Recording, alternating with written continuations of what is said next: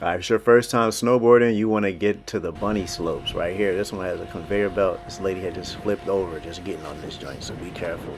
You want to skate to it. Basically, keep your front foot in, skate to it, and then you can strap in once you're on it, right?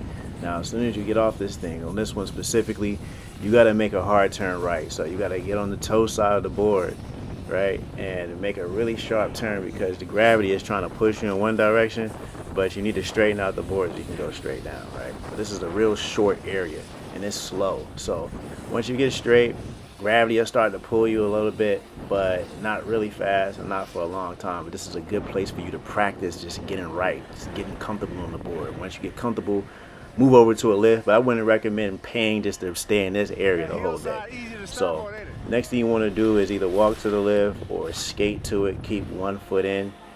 Then once you get to that lift, obviously you're going to need your lift pass. It's best to keep it in like a pocket closer to your shoulder if you can. If not, you're going to have to dig in your pocket and take it out like I did because I didn't have it in my jacket pocket.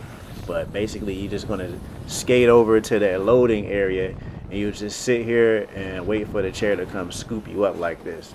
Boom, you just sit down and then you pull down this guardrail. What I like to do is prop my foot under the board so that it's not just hanging off my ankle like that. You know, it's just kind of like this. It's easier when you're on the lift by yourself. If you're on the lift with like 2 or 3 people, probably not going to be able to do this and you're just going to have to let it hang from your leg. But this is the way to do it if you ride in the lift by yourself, and I did a few runs by myself, so that's normally how I do it.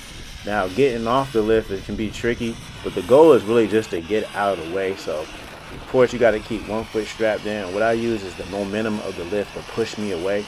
Then I'll push, basically just push out the way, to get out the way and fall. And if you can fall on your knees because it's easier to pop up from your knees than it is to try to sit down and then pop up. But there is a way that you can flip over to your knees if you do happen to fall on your butt.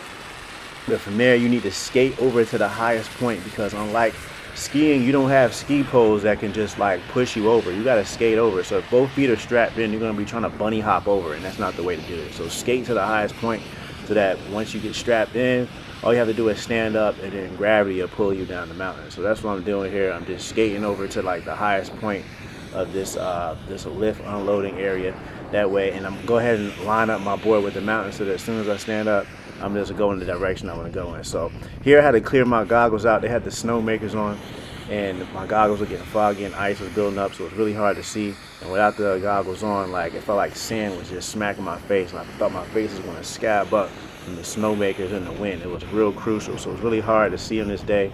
And I didn't really do a lot of runs, but this is something that you need to look out for if you ever decide to go on a day that there's snowmaking. It's going to be really hard to see.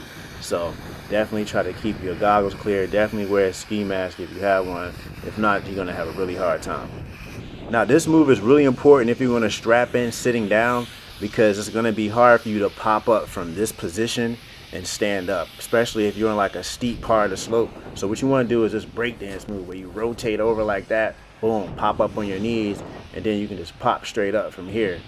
All right, so let's see that again. Boom. First thing you want to do is lean back, pick your board up, rotate, bing, get up on your knees, make sure your board is in line with where you want to go, stand up, and now you should start moving, right? So I'm kind of toe side because the wind is blowing and I didn't want it to smack my face, so I'm kind of heading down backwards until I get to a point where I can actually get some control. And then I'll start to straighten up a little bit, but this is really hard to do with the wind blowing. And once we get straight, boom, switch to heel side if I need a little bit more control, trying to see what's going on. It's really hard to see. I'm just getting smacked in the face right now because my goggles were too cloudy for me to see through. But again, this is like pretty much how you just do your first day. All right, y'all, if you want to see more beginner snowboarding videos from someone who's a beginner like me that's only been on the slopes less than 10 times, then make sure to like, comment, and subscribe on this video and watch my journey and let's learn together. Got some cool trips coming up. I can't wait to share the POV with y'all. And like I said, let's figure this out together. It's so much fun. I'll see y'all in the next video. Peace.